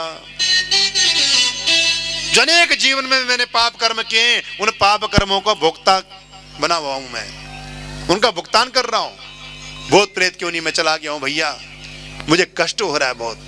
हाँ हाँ तुम्हारी मृत्यु का समय मुझे समाचार मुझे मिला था। गोकर्ण जी कहने लगे तुम्हारे नाम से मैंने जो है गया में श्राद्ध के पिंड दान किए, तुम्हें मुक्ति नहीं मिली? बोले भैया मैं 1 नंबर का प्रेत हूं, मुझे मुक्ति मिलने वाली नहीं जल्दी से। गया श्राद्ध सतेनापि मुक्तिर्मे न भविष्यति। गया में जाकर 100 बार में जो है श्राद्ध करोगे, मेरे नाम से पिंड दान करोगे, तो मुझे मुक्ति मिलने वाली नहीं है, क्योंकि मैं 1 नंबर का जो है प्रेत हूं, भूत हूं। बोले अच्छा? बोले हाँ, आपने जो कुछ भी दिया मुझे नहीं मिला। जब तक मुझे जो है इस प्रेतत्व से मुक्ति नहीं मिलेगी तब तक मुझे आपका दिया हुआ कुछ नहीं मिलेगा। इसलिए तो कहते हैं कि अपने पितरों को जो है, अपने लोगों को मरने के बाद जो है उनको पितरों में शामिल करो, तभी उनको कुछ मिलेगा, नहीं तो भूत प्रेत क्यों नहीं में घूमते रहते हैं। आपका दिया हुआ उनको कुछ नहीं मिलता। तब जो है गोकर्ण जी ने सूर्यनारायण भगवान की साधना की। भगवान सूर्यनारायण उदय हुए। अब तब भगवान सूर्यनारायण से भगवान से कहा कि बताओ कैसे मुक्ति मिलेगी धुंधकारी को? बोले श्रीमद् भागवतान मुक्ति सप्ताहम वाचनम कुरुहु। श्रीमद् भागवत कथा का जो है आयोजन करो, श्रीमद् भागवत कथा का आयोजन करो हफ्ते भर का, 1 सप्ताह, तब जाकर धुंधकारी को मुक्ति मिलेगी जो कथा श्रवण करेगा। और इस तरह से जो है श्रीमद् भागवत महापुराण का आयोजन किया गया। पूरे उत्तम नगर वासियों को जो है बुलाया गया, सुंदर पंडाल बनाया गया और फिर धुंधकारी के निमित्त कथा सुनाई गई। एक आसन लगाया गया, धुंधकारी आया, आसन में बैठ नहीं पाया, हवा था, हवा के रूप में उड़ गया। तो उस कहते हैं उस पंडाल में, कथा पंडाल में एक बांस की बल्ली लगी हुई थी, उस बांस की बल्ली में ऊपर जाकर बैठ गया छिद्र में, वहां हवा का प्रकोप नहीं होता। और तब उसने 7 दिन तक धुंधकारी ने कथा सुनी, और 7 दिन तक जब कथा सुनी तो एक दिन में एक ग्रंथि फटी, दूसरे दिन में दूसरी ग्रंथि फटी, 7 ग्रंथि वाला बांस था। और इस तरह 7 दिन में सातों के 7 गांठों को भेदन करके दिव्य रूप धारण करके जो है धुंधकारी सामने प्रकट हो गया सभा के बीच में। दिव्य रूप धरो जात तुलसी दाम मंडित, पेतवासा घनश्यामो मुकुट कंडुलानित। दिव्य रूप धारण करके जो है प्रकट हो गया और धुंधकारी जो है भागवती कथा का जो है बखान करने लगा कि धन्या भागवती वार्ता प्रेत पीड़ा विनाशिनी, सप्ताहोपि तथा धन्य कृष्ण लोक फल प्रदा। धन्य है श्रीमद् भागवत महापुराण की कथा जो प्रेतत्व से मुक्ति देने वाली है, मोक्ष देने वाली है। जो है खूब जय जयकार करने लगे धुंधकारी जी भागवत महापुराण की। वाह, धन्य हो गया मैं आज भागवत कथा सुन करके। और भगवान के धाम से जो है पार्षद आए विमान लेकर के और धुंधकारी को जो है विमान में बिठाकर ले गए।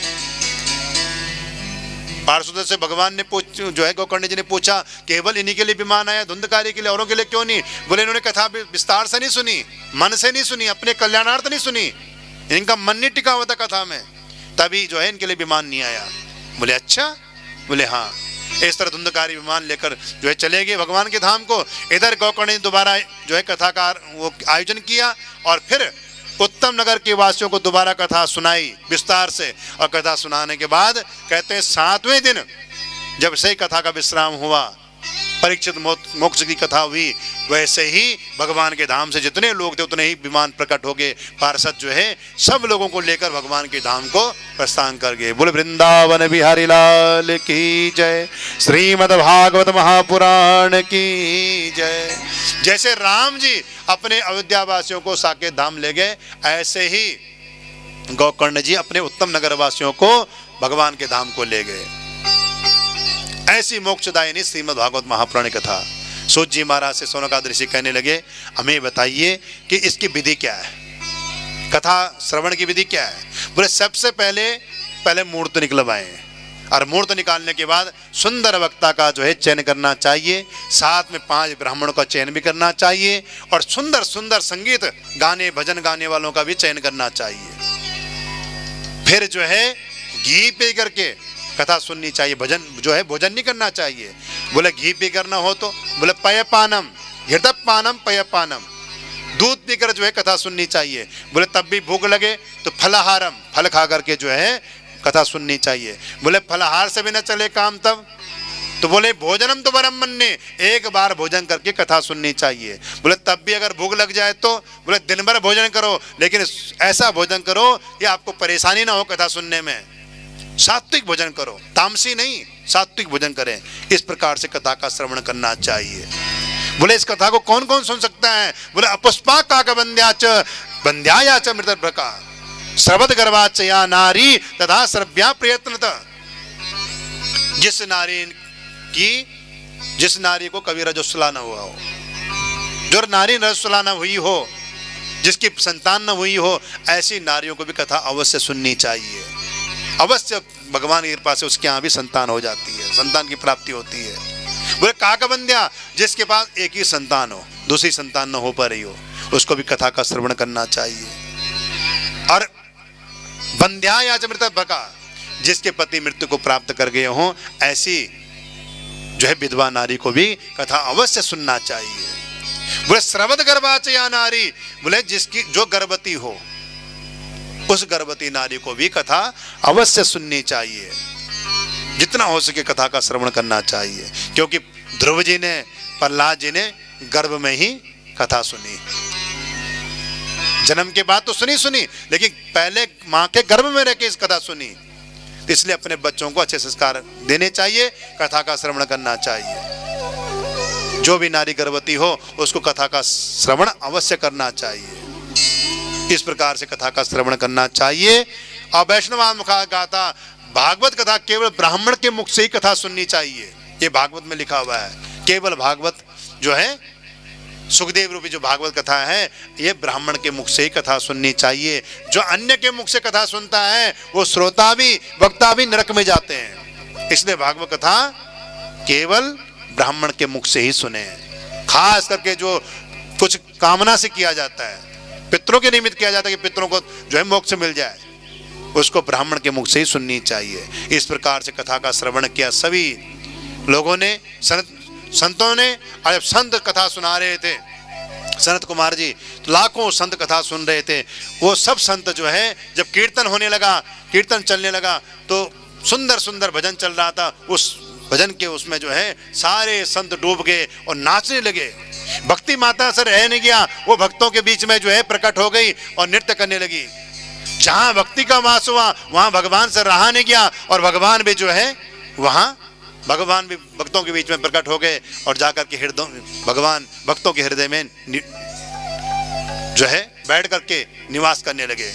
और सारे संत समाज भक्त लोग सब नृत्य करने लगे, भजन करने लगे बड़े आनंद के साथ में। बोले वृंदावन बिहारी लाल की जय।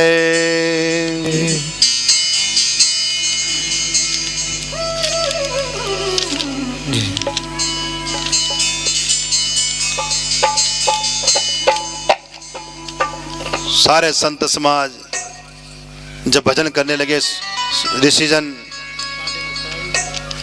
आनंद के साथ में सभी लोग नृत्य कर रहे थे और भगवान भक्तों के हृदय में विराजित होकर के उस आनंद ले रहे थे। हो ब्रिज के नंद लाला राधा जी के सांवरिया, सब दुख दूर होवे जब से तेरा नाम लिया।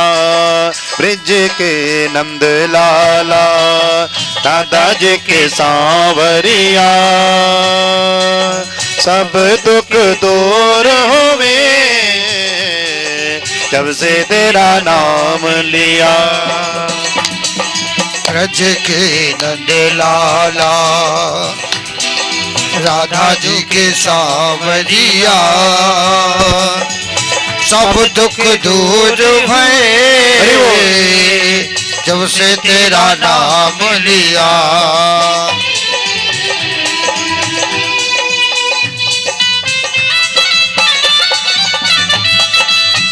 ताली भी सेवा करते फिर आरती करेंगे बड़े प्रेम से। हरि बोल।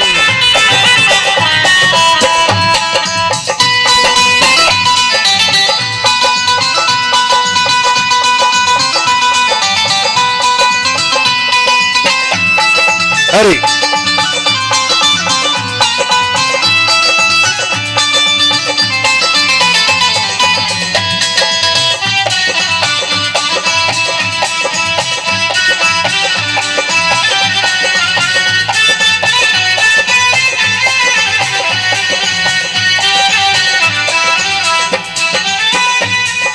मेरा पुकार तुम्हें गिरधर गोपाला,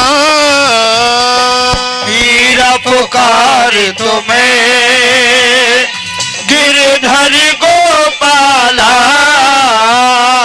टल गया अमृत में विष का भरा प्याला, बन गया अमृत में विष का भरा प्याला। विष का भरा प्याला कौन मिटाए उसे, कौन मिटाए उसे जिसे तूने राख लिया। सब दुख दूर होवे तब से तेरा नाम लिया। वो सब दुख दूर भये जब से तेरा नाम लिया।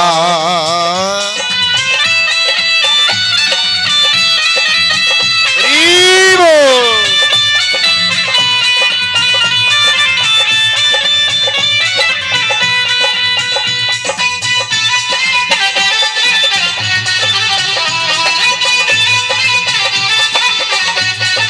हरि ताली की सेवा करते हो। हरि बोल।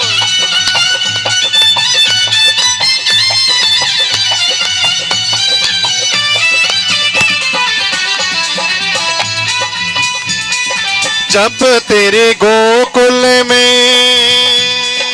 आई विपदा भारी, जब तेरे गोकुल में आई विपदा भारी, एक इशारे पर सारी विपदा टारी,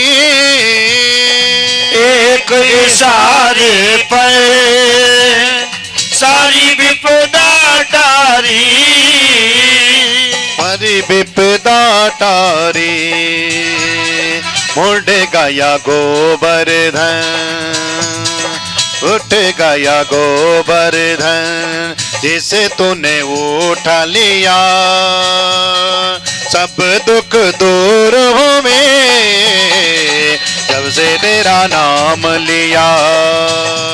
ओ सब दुख दूर भये जब से तेरा नाम लिया।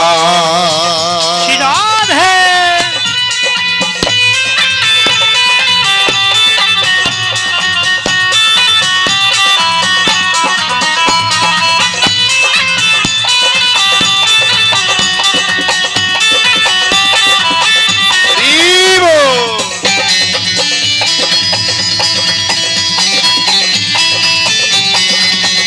हरि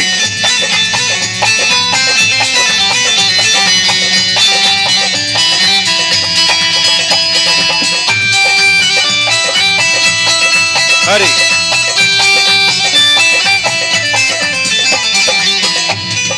नैनों में श्याम बसे, मन में बनवारी, नैनों में श्याम बसे, मन में बनवारी, सुत बिसराए गई मुरली की धुन प्यारी, सुध बिसराए गई मुरली की धुन प्यारी, मुरली की धुन प्यारी, मेरे मन मंदिर में, मेरे मन मंदिर में रास रचाओ रसिया, सब दुख दूर हुए जब से तेरा नाम लिया।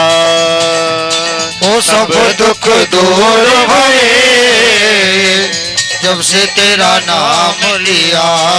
ब्रज के नंद लाला, दादाज के सांवरिया, सब दुख दूर हुए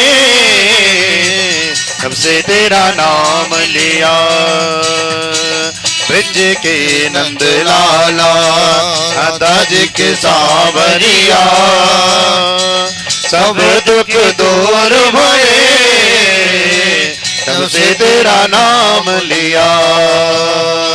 सब दुख दूर हुए जब से तेरा नाम लिया, तब से तेरा नाम लिया, तब से तेरा नाम लिया। बोले वृंदावन बिहारी लाल की जय। श्रीमद् भागवत महापुराण की जय। बोले शंकर भगवान की जय। उमापति महादेव की जय। आइए वार्ता करेंगे और कल से 1 बजे से 4 बजे 5 बजे तक कथा होगी, तो समय का थोड़ा ध्यान रखेंगे। आज थोड़ा लेट आरंभ हुआ कार्यक्रम, कल से जल्दी हो जाएगा। ज़्यादा से ज़्यादा संख्या में सभी लोग आएंगे, क्योंकि देखो ये कैमरे लगे हुए हैं, आपको पूरा विश्व देख रहा है। चैनल के माध्यम से आपको पूरी दुनिया देख रही है। जितने लोग जुड़े हुए हैं ना सत्संग से, वो सब आपको देख रहे हैं। कह रहे होंगे धर्मपुरा में जो है इतना बड़ा गांव है और 10 ही लोग बैठे हुए हैं। इसलिए अपने साथियों को भी लेकर आना है, अड़ोसी पड़ोसी सबको लेकर आना है। और हमारा भी प्रयास रहेगा आपको अच्छी से अच्छी, सुंदर से सुंदर कथा सुनाई जाए आपके कल्याणार्थ। आपको जितने हमारे पास 6 दिन बचे हैं ना, उसमें अच्छी से अच्छी कथा आपको सुनाई जाए। हमारा भी प्रयास रहेगा। इधर उधर की बातें तो हम जीवन भर करते रहेंगे जब तक सांस रहेगी, लेकिन कथा का जो महत्व है, कथा का जो समय है, वो कथा ही होनी चाहिए। तो हमारा प्रयास रहेगा आपको अच्छी अच्छी कथाएं आपको सुनाई जाए। 7 दिन के अंदर बहुत आनंद की अनुभूति होगी। आप भी आनंद मनाओगे जब कथा का श्रवण लोग करोगे ढंग से। तो तो समय को देखते हुए कल से ठीक 1 बजे सभी लोग कथा पंडाल में पहुंच जाएंगे और कथा का आनंद लेंगे कल से 1 बजे से। आइए अब जो है आरती करेंगे।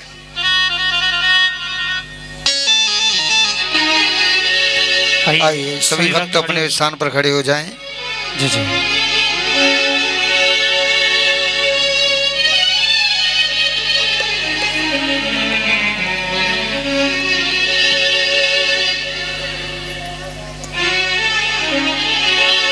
श्री बांके बिहारी तेरी आरती गाओ, बांके बिहारी तेरी आरती गाओ, कुंज बिहारी तेरी आरती गाओ, कुंज बिहारी तेरी आरती गाओ, आरती गाओ प्यारे ओ, आरती गाओ प्यारे आपको रिझाओ, बांके बिहारी तेरी आरती गाओ, कुंज बिहारी तेरी आरती गाओ।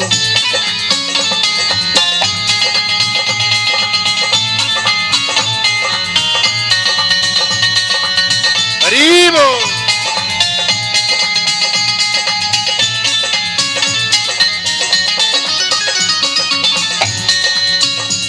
और मोर मुकुट तेरे शीश पे सो है, मोर मुकुट तेरे शीश पे सोहे, प्यारी बंसी मेरो मन मोहे, प्यारी बंसी मेरो मन मोहे, युगल छवि पे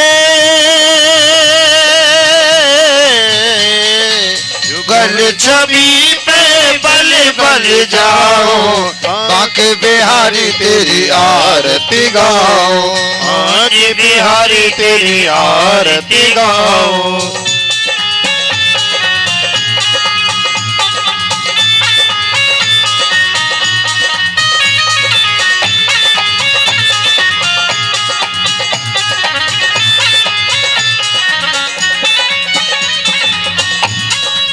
चरणों से निकली गंगा प्यारी, चरणों से निकली गंगा प्यारी, पावन करती दुनिया सारी, पावन करती दुनिया सारी, उन चरणों में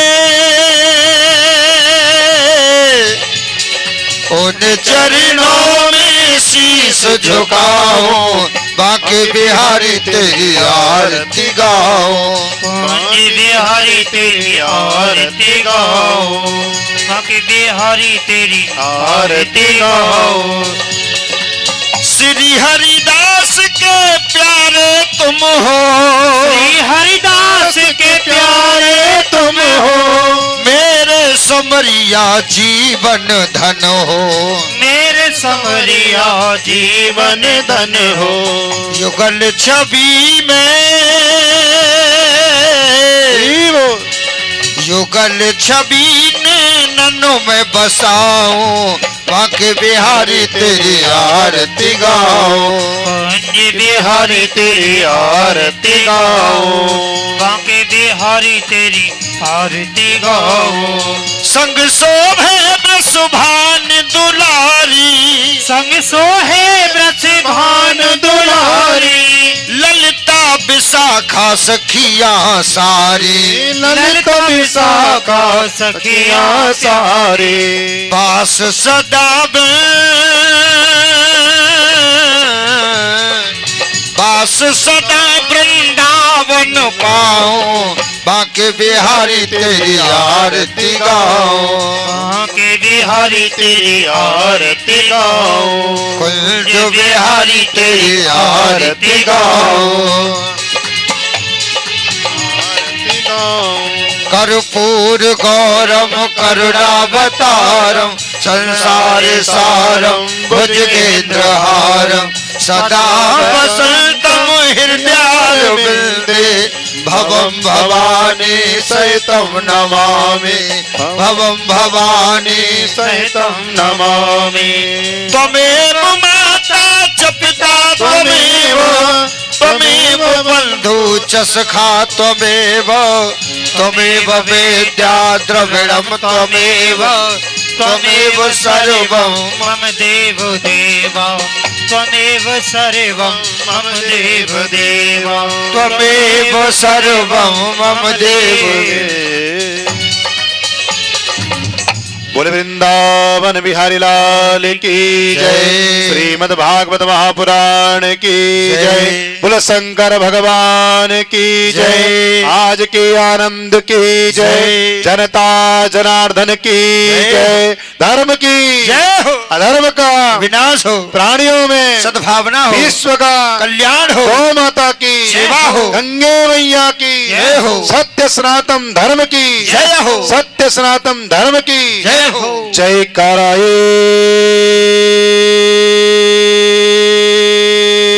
वीर बजरंगबली। हर हर महादेव। जय जय श्री राधे। जय जय श्री राधे। जय जय श्री राधे श्याम। बोल बांके बिहारी लाल की जय। सभी लोग प्रसाद लेकर जाएंगे, बिना प्रसाद कोई नहीं जाएगा। प्रसाद लेकर जाएंगे सभी लोग। हाँ, और कल यहाँ पर देखो भगवान शंकर की पूर्ण परिवार का जो है स्थापना हो रही है। यहाँ पर शिवालय की स्थापना हो रही है। तो कल यहाँ पर जो है पूजन होगा मूर्तियों का। उसके बाद अन्नादिवास होगा। तो जो भी अपनी तरफ से सेवा करना चाहे अन्नादिवास में गेहूँ, दाल, गेहूँ, चावल जो भी लाना चाहे अन्नादिवास में ला सकता है। अपनी तरफ से मूर्तियों की सेवा कर सकता है। कल अन्नादिवास होगा तो उस अन्नादिवास में अपनी सेवा दे सकते हैं सभी लोग। ज़्यादा से ज़्यादा संख्या में सुबह भी आप पूजा में सम्मिलित हो सकते हैं। और कोई पूजा करना चाहे तो पूजा भी करवा सकते हैं। एक दिन की पूजा भी करवा सकते हैं आप लोग जो सेवा करना चाहे भगवान शंकर की। क्योंकि उनके परिवार सहित उनकी स्थापना हो रही है नई मूर्तियों की। नवनिर्मित मूर्ति जो है जयपुर से मंगाई गई हैं, वो स्थापित होंगी। तो जैसे जैसे कथा आगे बढ़ेगी ऐसे ऐसी मूर्ति स्थापना का भी जो है वो नियम आगे बढ़ेंगे। पहले अन्नादिवास, फिर जलादिवास, फिर मिष्ठानादिवास, फलादिवास, धूपादिवास, पुष्पादिवास, सब नियम से होंगे। और एक दिन मूर्ति की स्थापना होगी। फिर तो आपको सुंदर दर्शन करवाए जाएंगे शंकर जी के। तो जो भी सेवा करना चाहे अन्नादिवास में चावल की, दाल की, चीनी और गेहूँ कनक की, तो कल सुबह अन्नादिवास होगा। सभी लोग अपनी सेवा दे सकते हैं। बोले वृंदावन बिहारी लाल की जय।